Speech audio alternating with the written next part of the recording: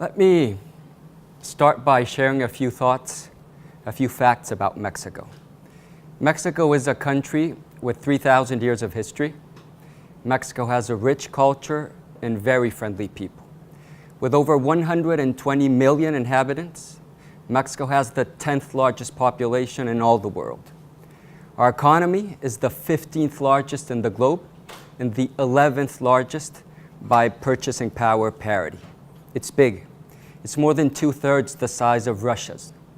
We export more manufactured goods than all Latin American countries combined, including Brazil, Argentina, Chile, more than all Latin America together.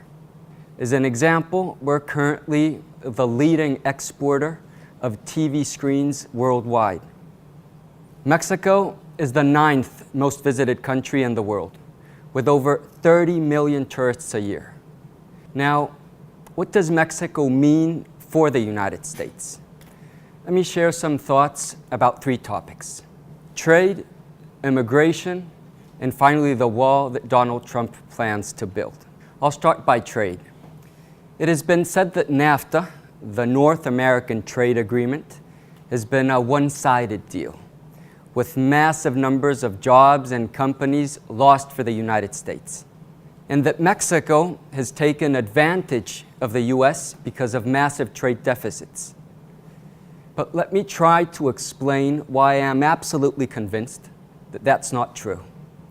A few days ago, on February 13th, the 6 American ambassadors to Mexico from 1989 to 2015, from both Democratic and Republican administrations, published an article on the Washington Post about how the relationship with Mexico is strategic to US interests. Regarding the North America Trade Agreement, they stated that the value of the two-way trade has grown 6-fold since the agreement entered into force in 1994, reaching $584 billion in 2015. They also explained that Mexico is now the 2nd largest market for US exports, larger than the US exports to China, Japan, and Germany combined. Now, what about jobs? It's an undeniable fact that some manufacturing jobs have been lost to Mexico. We all have read news regarding shifting production south of the border, but these stories paint just part of the picture, a very incomplete one, by the way. A much deeper analysis shows a completely different picture. Let's start by reviewing the behavior of jobs and Mexico-US trade in recent history. This first line shows us how Mexican exports grew from 1994, when NAFTA began. The yellow line shows the behavior of manufacturing employment in the United States. Now, as you can clearly see, it remained steady despite NAFTA. It was in 2001 when manufacturing jobs in the United States start to drop dramatically, as you can see in the yellow line. And at the same time, Mexican exports also decreased a little. Why did this happen? Does it have anything to do with NAFTA, the North American Trade Agreement? The answer is no.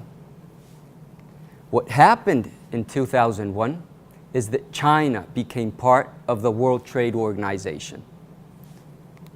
Then came the 2008 recession, and the United States manufacturing employment takes another big hit. And American employment has been slowly recovering since then. Mexican exports also suffered a small decline in 2008 and then recovered. But as you'll see in the next graphic, this growth was mostly at the expense of Canada, not the United States. Here in the brown line, you can see how Canadian exports to the United States decreased as Mexican exports increased. The same effect seems to have happened with China and Japan.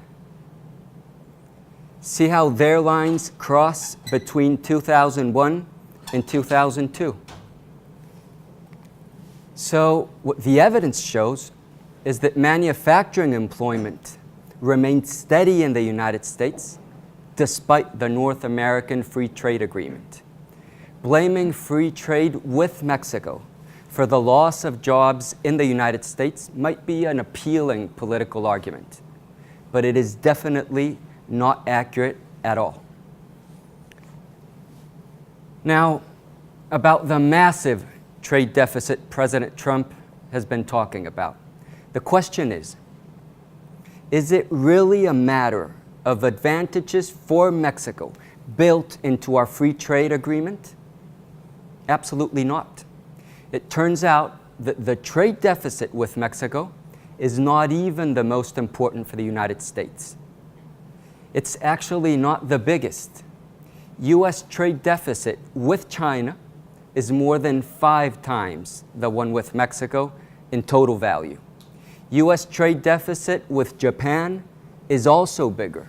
U.S. trade deficit with Korea, Germany, France, and Russia is also bigger in terms of the percentage it represents of the total trade between each of these countries and the United States.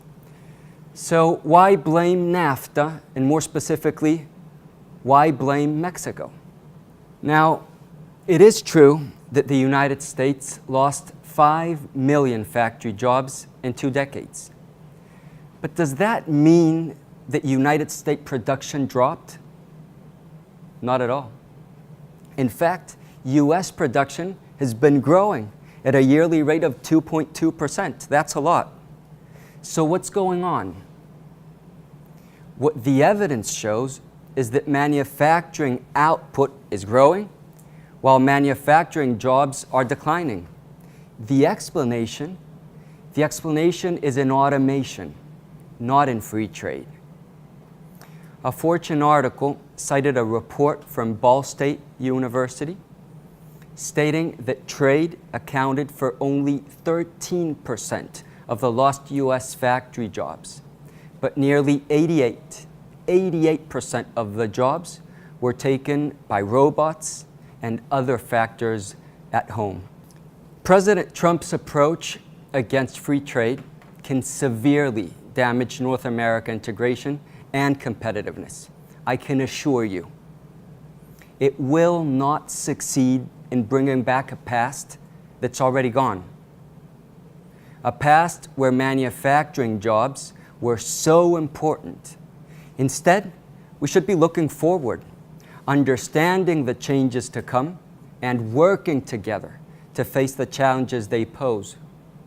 The 6 American ambassadors to Mexico from 1989 to 2015 I have referred to also wrote this about NAFTA. This is not a perfect agreement, but neither is it the job killer some have construed. Since NAFTA was signed in 1993, U.S. jobs linked to trade with Mexico grew from 700,000 to 4.9 million. And they conclude, as I have explained, that new studies have made clear that the big causes of U.S. manufacturing job losses are automation and trade with China, not NAFTA. Second, I will now talk about immigration. It has been said that when Mexico sends its people, it is not sending the best. It's been said that we're sending people that have lots of problems, and that they're bringing those problems here, that they're bringing drugs, they're bringing crime, they're rapists. That's absolutely false. First of all, we're sending mostly tourists, and a lot of them. According to the United States Department of Commerce projections, Mexico became the top origin, #1 market of United States visitors in 2016, sending almost 20 million visitors. This figure is impressive. more than 1 out of 4 international visitors to the United States come from Mexico. That means a lot of jobs in the retail and tourist industries, depending on Mexican tourists. They spend close to $20 billion every year. Just to be clear about the importance of this, in 2014, the United States welcomed more visitors from Mexico than they did from the United Kingdom, Japan, Brazil, China, Germany, and France all together. Now, it is true.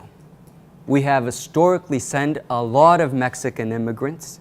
There are 35 million Mexicans and Mexican Americans in the United States, which is the equivalent of the entire population of Canada.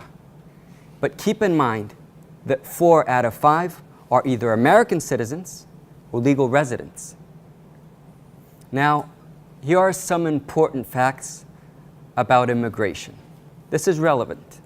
More Mexicans left than came to the U.S. since 2009.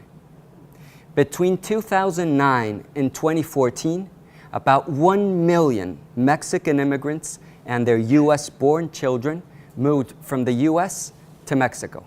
In the same period, 870,000 Mexican nationals left Mexico to come to the United States. More Mexicans left than came. And immigrants are not only hardworking people, but increasingly job generators. Immigrants continue to be nearly twice as likely as the native-born to become entrepreneurs, according to Kaufman's 2015 index. These numbers show a very different picture from that portrayed by some politicians and media outlets. Mexico is sending more tourists and less immigrants every year, but in any case, the immense majority of both groups are law-abiding Mexican citizens with meaningful contributions to United States economy. Finally, let me share some thoughts about the wall. As a former president from Mexico said, obviously there's little the Mexican government can do to encourage more enlightened U.S. immigration policies. And it's none of Mexico's business if the U.S. government wants to add to its national debt by building a white elephant on its own territory. The United States government threatening to have Mexico pay for the wall is insulting and unacceptable. But above all, it's ridiculous. Just a few days after his inauguration ceremony, President Trump signed an executive order to build the wall. Several ways have been directly or indirectly suggested to have Mexico pay for the wall. The clearer proposal until now came from White House Press Secretary Spicer. He said Mexico would pay for the wall by imposing a 20% tax on goods imported to the United States from Mexico.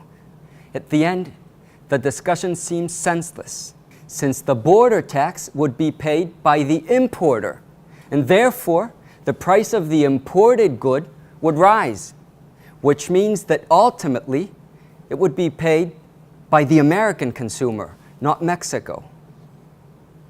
Now, it has been said that a wall in the U.S.-Mexico border is badly needed to deter illegal immigration and to prevent crime and terrorism. Let's start by crime.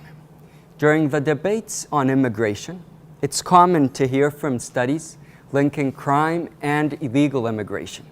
The truth is that even opponents of any plan to legalize undocumented immigrants, such as Janice Kefart, researcher for the Center for Immigration Studies, acknowledge that there is no evidence that immigrants are either more or less likely to commit crimes than anyone else in the population. One noticeable and very interesting fact is that according to the American Immigration Council, from 1990 to 2013, the number of illegal immigrants rose. It actually tripled during that period. Did violence also rise? No. violent crime dropped by 48%. And what about terrorism? President Trump tweeted on his first week in office, "Big day planned on national security tomorrow. Among many other things, we will build the wall."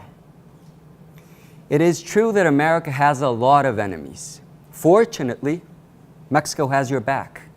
No terrorist attack on United States soil has originated from someone crossing the Mexican border illegally. Mexico has worked and is willing to continue working with the United States to keep it safe. Despite historic mistrust and even confrontation, Mexico and the U.S. are now close allies. Both countries have been working very closely in safety and security over the last 2 decades. If you are someone known as hostile to the United States, it's almost impossible you will get a visa to enter Mexico.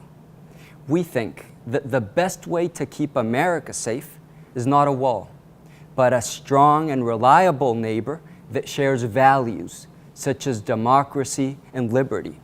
And very, very important, and not to be taken for granted, a neighbor with a clear majority having favorable attitudes towards American people and culture. I believe this is a good time to remember what Ronald Reagan said on June of 1987 during a memorable speech in West Berlin. "We welcome change and openness, for we believe that freedom and security go together, that the advance of human liberty can only strengthen the cause of world peace." And then he addressed Gorbachev. "If you seek peace, if you seek prosperity, if you seek liberalization, come here to this gate, open this gate, tear down this wall."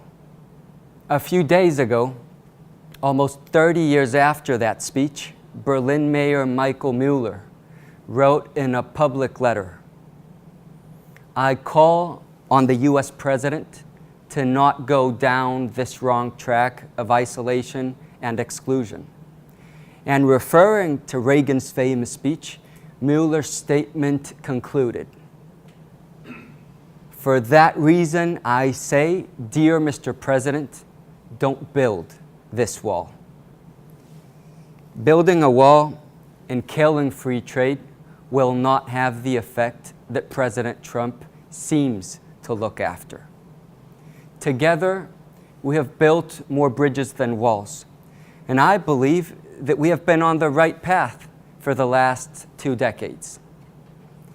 The bridges built by NAFTA have helped strengthen Mexico's economy, and by doing so, they also helped reduce illegal immigration.